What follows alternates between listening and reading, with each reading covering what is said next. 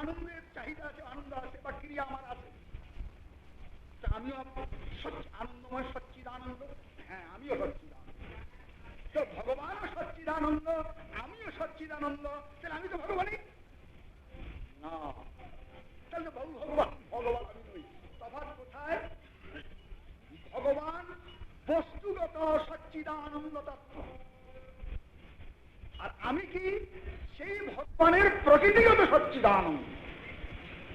আপনার অনুগ্রহ এটা লক্ষ্য করবেন, ভগবান বস্তু সচ্চিদানন্দ, আমি বস্তুর প্রকৃতিগত সচ্চিদানন্দ,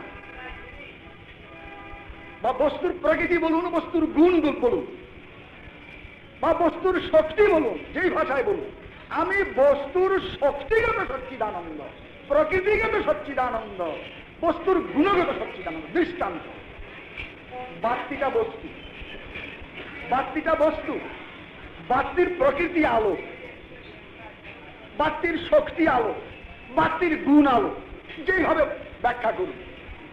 সুতরাং এই বাতিটা আর যে প্রকৃতি, তার মধ্যে বাতির যে গুণ তা কতটা দেখতে পাচ্ছি।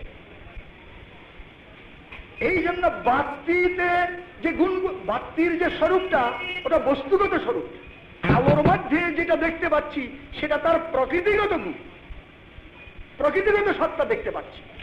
এই জন্য জীবাত্মাতে, দেবতাতে, কৃমিকীটাদিতে, যাবতীয় প্রাণী জগতে যে সচ্চিদানন্দতা দেখা যাচ্ছে সেটা প্রকৃতিগত সচ্চিদানন্দময়তা, বস্তুগত নয়। এই জন্য জীব তত্ত্ব ভগবান বলা যাবে না, জীব তত্ত্বকে পরমেশ্বর বলা যাবে না, জীব তত্ত্বকে পর ব্রহ্ম বলা যাবে না, তাকে ব্রহ্মভূত বলে উল্লেখ করছেন শাস্ত্রে। ব্রহ্মভূত বলতে গেলেই ব্রহ্ম হতে জাত ভূধাতু উৎপন্ন অর্থে ব্রহ্ম হতে জাত, অথবা ভূধাতু সত্তাবাচক বিচারেতে ব্রহ্মের তে জীবের সত্তা, ব্রহ্মের তে বা ব্রহ্ম হতে।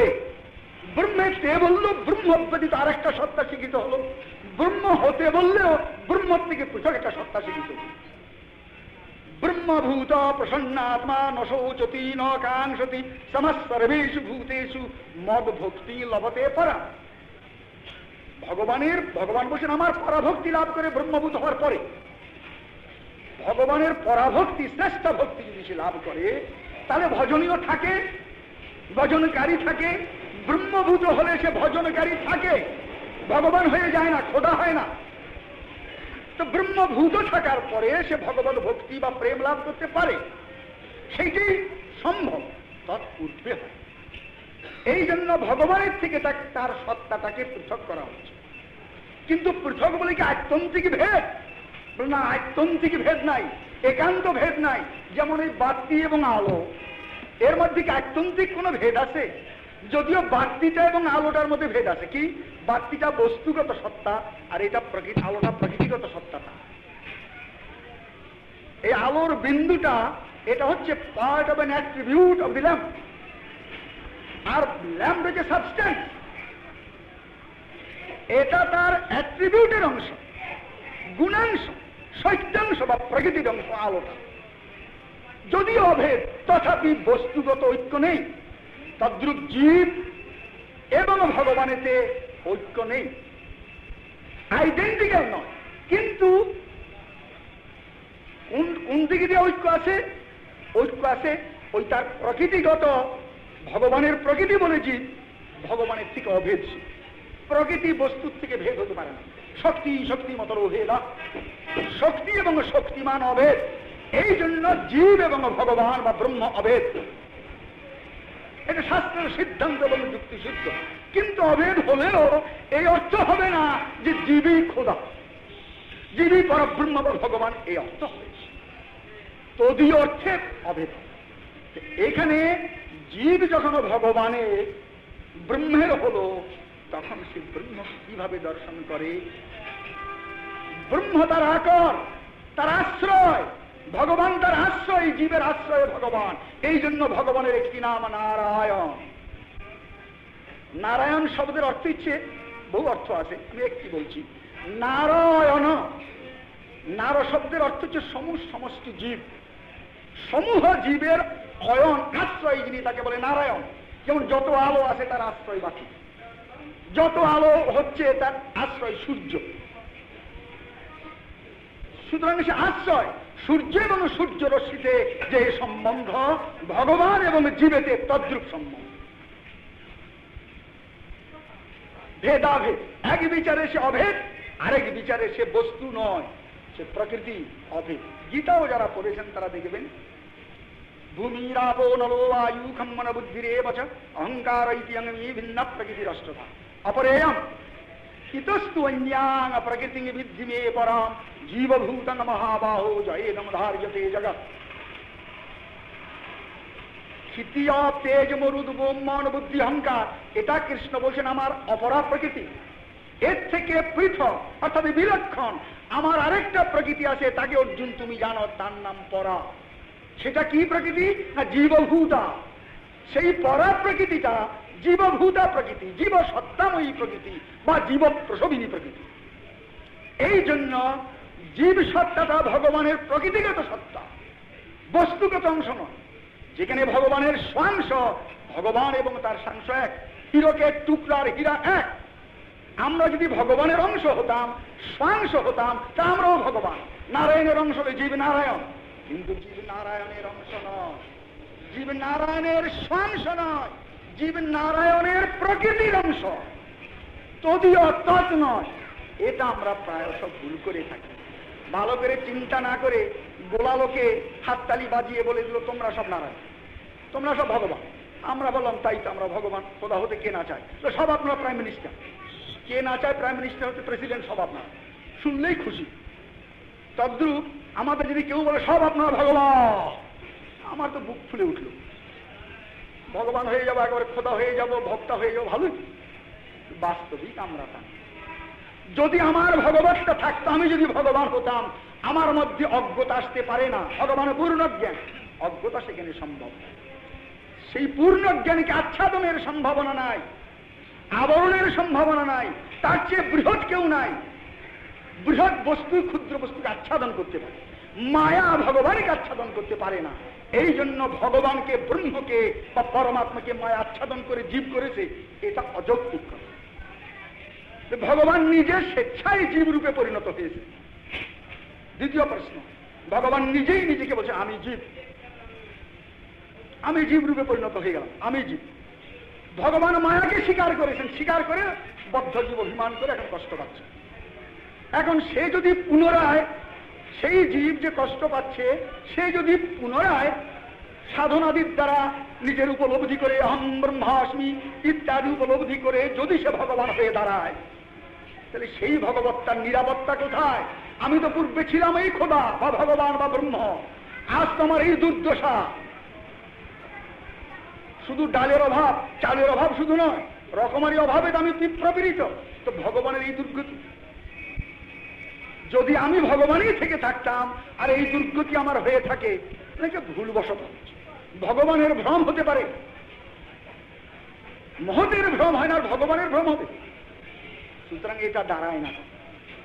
যদি আমি ভগবানই পূর্বে ছিলাম আর এখন এই জীব হয়েছি, পরে আবার সাধনের দ্বারা আমি ভগবান হয়ে যাব, সেই ভগবান হলে কতক্ষণ নিরাপত্তা, পরক্ষণিতে আবার এই দুর্দশা লাভ করবে। সুতরাং তত্ত্ব তো জীব ভগবান নয়। যদি আমি ভগবান হতাম তাহলে সর্বজ্ঞতা আমাদের থাকতো। কোথায় আমার সর্বজ্ঞতায়? দেয়ালের উপরে কি আছে আমি জানি না। আমার সর্বশক্তিমত্তা কোথায়? আমি 10-এর ওজন তুলতে পারি না। সর্বশক্তিমত্তা কোথায় আমার? সুতরাং এইগুলো কেবল কল্পনা। কোনো ক্ষেত্রে কোনো কারণবশত কোনো আচার্য কোনো শব্দ প্রয়োগ করে থাকলে তার কদর্থ করে যদি আমরা অন্যরকম চলি, আমাদের দুর্ভাগ্য ছাড়া অন্য কিছু সূচনা করে। আমি ভগবান এই বোধ হলে সে ভগবত ভক্তি করবে না। আমি তো ভগবান, সে যা ইচ্ছে তাই করতে পারে, কারণ আমি তো ভগবান। আজ অজ্ঞতা বশত আমি অভগবান, তারপরে যখন আমি বিজ্ঞ হয়ে যাবো তখন ভগবান হয়ে যাবো। সুতরাং এটা কল্পনা মাত্র। তবে আমি ভগবান থেকে পৃথক নই, এটা স্বতঃসিদ্ধ। কেন? ভগবান তো পূর্ণ, তার ছেড়ে পৃথক কোনো বস্তুই নেই। এই জন্য এটা ভালো করে আমাদের জানা দরকার। বৈষ্ণব দর্শনে এই কথাটা পরিষ্কার করেছে। যারা বৈষ্ণব দর্শন আলোচনা করতে চান, সময় তো নেই, আমার তো টাইম হয়ে গেল। তারা অনুগ্রহ করে বলদেব বিদ্যাভূষণের বেদান্তের গোবিন্দ ভাষ্যখানা দেখবে, রামানুজাচার্যের বেদান্তের শ্রী ভাষ্যখানা দেখবে, নিম্বার্কের পারিজাত ভাষ্য দেখবে। এই প্রকারেতে মধ্য সম্প্রদায়ের মধ্যাচার্যের দুটা অনুভাষ্য আছে, সে দুটা দেখবে। তা বাদ দিয়ে আধুনিক এর মধ্যে চৈতন্যদেবের পার্শ্বদ জীব গোস্বামী পাদে ষট সন্দর্ভ পড়বে, অতি অপূর্ব গ্রন্থ। আধুনিক যুক্তি বিচার দ্বারা তিনি যা দেখিয়েছেন ষট সন্দর্ভ, যার অপর নাম ভাগবত সন্দর্ভ, এটা পড়বে। তা বাদে আরো যে সকল আচার্যগণের গ্রন্থাদি রয়েছে এগুলো আপনি একটু দেখতে পারেন। বাংলাদেশে গৌড়ীয় বৈষ্ণব ধর্মেরই প্রচার, গৌড়ীয় বৈষ্ণব ধর্মের প্রচুর লিটারেচার রয়েছে, কিন্তু এর আলোচনা কম। অনুগ্রহ করে যারা এটা আলোচনা করতে চান তারা মঠে এসে আলোচনা করতে পারেন বা গ্রন্থাদি আলোচনা করতে পারেন, যেসব গ্রন্থের রেফারেন্স দেন। এখন এটা যদি আমরা, এটা দরকার কি আমাদের?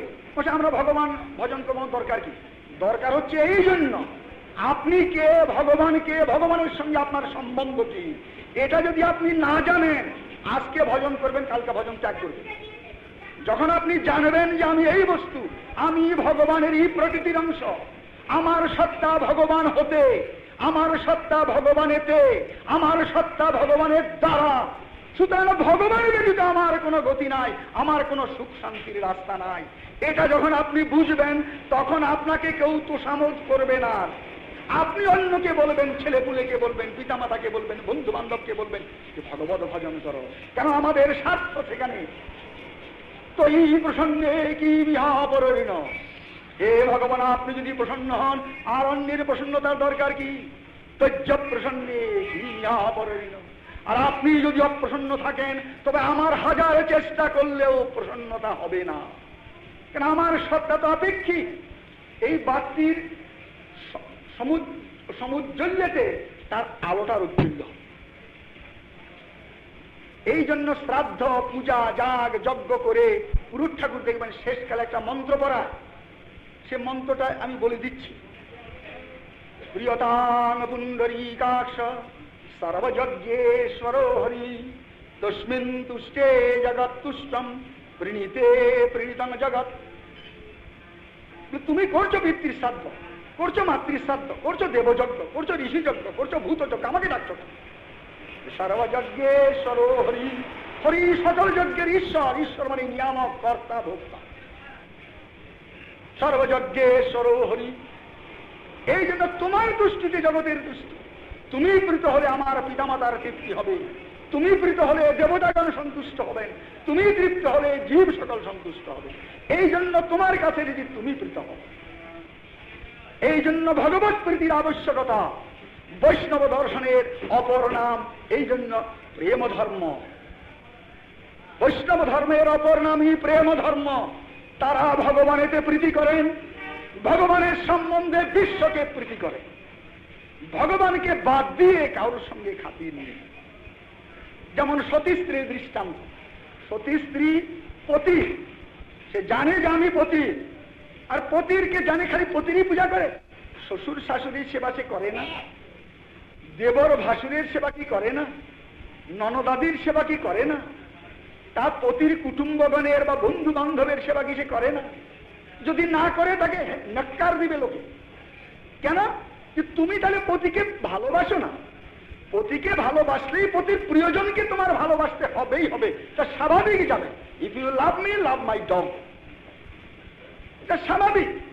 এই জন্য যারা সতী স্ত্রী, পতি পরায়ণা, পতি প্রেমিকা, তারা পতির সম্বন্ধে পতির জুতা, পতির খরম বা পতির জামা, পতির কাপড়, পতির বিছানা, পতির আত্মীয় স্বজন, বন্ধু বান্ধব সকলের সেবা করে। এটা পতি সেবা। শ্বশুরের সেবাটা পতি সেবা, শাশুড়ির সেবা পতি সেবা, দেবর ভাসুরের সেবা পতি সেবা। কখন? যখন পতির সম্বন্ধে পতির বড় ভাই, পতির ছোট ভাই, পতির পিতা, পতির মাতা, পতির আত্মীয়, পতির এই সম্বন্ধে ভাবিত হয়ে যখন তাদের সেবা করেন সেটা পতি সেবা। কিন্তু পতির চিন্তা বাদ দিয়ে পতির সম্বন্ধের কথা বিস্মৃত হয়ে কোন পতির ছোট ভাই হোক, বড় ভাই হোক বা পিতাই হোক, তার সেবা করতে গেলে ব্যভিচারী, এই বেটি ব্যভিচারী। তার তৎক্ষণাৎ তার বাবিজার নিয়ে আক্কা হবে। ঠিক তদ্রুপ